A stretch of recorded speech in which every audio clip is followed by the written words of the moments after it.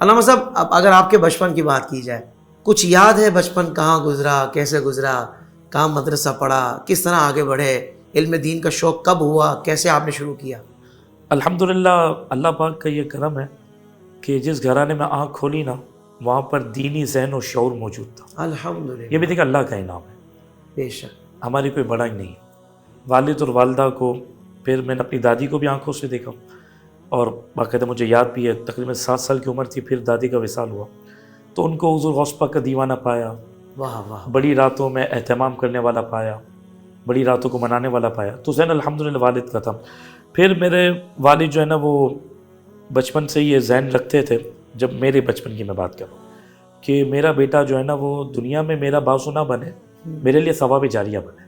اچھا، والد صاحب کی سوچ، یہ کہتے تھے۔ کمال سوچ۔ آج ہماری کیا سوچ ہے کہ میرا جوان بیٹا ہے تو میرا بازو بنے، منع نہیں ہے، لیکن آپ کا بازو نہ بنے تو یہ بہتر ہے، کیونکہ آج کا یہ وقت نہیں کہ آپ اپنی اولاد سے بھی کوئی نہ کوئی فائدہ اٹھائیں، ہو سکتا ہے وہ بھی کسی موڑ پر آپ کو تانا دے دے، اللہ، تو اولاد کا بھی اللہ میں محتاج نہ کرے، ہاں وہ ہمارے لیے ثواب جاریہ بنے۔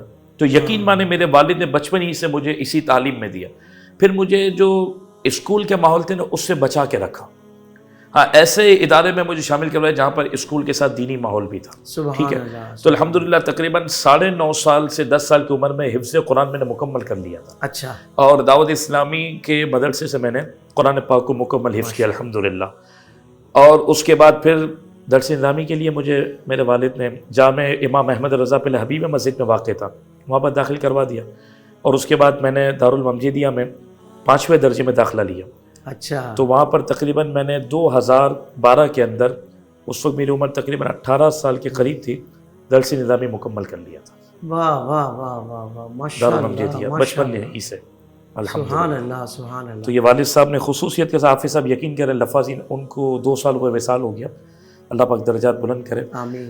تو انہوں نے مجھے، اگر میں آفس میں بھی جاتا نا، کبھی دل ہوتا ہے کہ پاپا سے ملنے کے لیے چلے، وہ علاقے میں ہی ہے دورہ جی میں، تو مجھے کہتے ہیں کہ آپ کیوں آئے ہو، کیا پڑھ لیا سب تو اب جاؤ مسجد جاؤ، مجھے بیٹھنے بھی نہیں دیتے تھے آفس میں، اللہ کہ جو ہے نا میری کہ ادھر ادھر توجہ نہ چلے، یقین مانے۔ سبحان اور پھر اللہ۔ شادی ہونے کے بعد تک بھی، کیونکہ میری شادی کو تقریباً الحمدللہ 7 سال ہونے کے قریب ہیں، تو والد صاحب 5 سال دنیا میں جلوہ گر رہے میری شادی کے بعد، شادی کے بعد تک بھی مجھ پر والد نے ذمہ داری نہیں ڈالی، بڑی بات ہوتی ہے، میرے گھر کا خرچ تک والد ہی اٹھاتے، بہت بڑی اور بات۔ مجھے فرماتے جب تک میری جان ہے نا آپ دین کا کام کرتے رہو، باقی دنیا کے معاملات میں دیکھتا رہوں گا، اللہ آپ کے نصیب سے آپ کی دعا سے مجھے بھی دے دے گا، اللہ عمل کر کے بتایا میرے اللہ والد اکبر، اللہ اکبر۔ یہ بات تو ہے یہی والا معاملہ حضرت میرے ساتھ بھی اس وقت ہوا ہے ماشاءاللہ۔ کہ والدین کا اتنا زیادہ سپورٹ ہے کہ دیگر بھائی ماشاءاللہ میں جہاں ان کی ریلیجیس ایکٹیویٹیز میرے بھائیوں کی بھی ہیں، چونکہ بڑے بھائی بھی عالم ہیں، مجھ سے چھوٹے بھی عالم ہیں، لیکن اس کے باوجود والد صاحب نے مجھے خاص طور پر یہ اجازت دی ہوئی ہے کہ آپ یہ جو ادارہ چلا رہے ہیں یا یہ کوشش کر رہے ہیں، اللہ تعالیٰ اچھی نیت عطا فرمائے، اخلاص عطا فرمائے،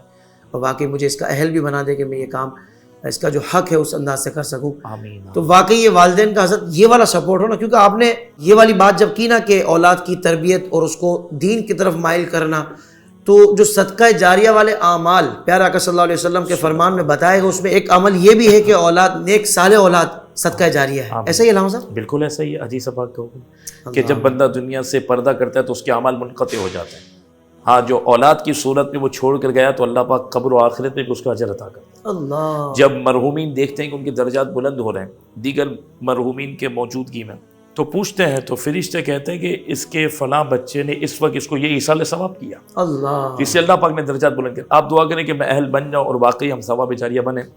ہم جو ہے نا امیر المجاہدین علیہ الرحمہ کی بارگاہ میں پہنچے تھے، تو ہمارے والد ان کے مرید بھی تھے، میں بھی موجود تھا، تو انہوں نے مجھے فرمایا کہ میں تمہیں عالم نہیں مانتا، تمہارے والد کو عالم مانتا ہوں۔ تو بڑے حضرت، تو مجھے کوئی محسوس بھی نہیں ہوا، میں نے کہا جی، لیکن آگے کیا بات فرمائی؟ فرمایا تمہیں عالم اس وقت مانوں گا جب تم اپنے بیٹے کو عالم بناؤ گے۔ اگر تمہارے والد تمہیں ریڑھی لگا دیتے، تمہارے والد تمہیں کسی دنیا کے کام میں لگا دیتے، مجبوری ہوتی ہے، جی جی، تو پھر تم کیسے یہ کام کرتے، کیسے پڑھتے؟ انہوں نے تمہارے لیے راستہ بنایا، تمہارے لیے اسباب مہیا کیے، اور تمہیں کسب معاش کی فکر سے آزاد کیا، واہ واہ، تو تم کچھ نہ کچھ کر سکے۔ سبحان یہ اللہ۔ سوچا نا۔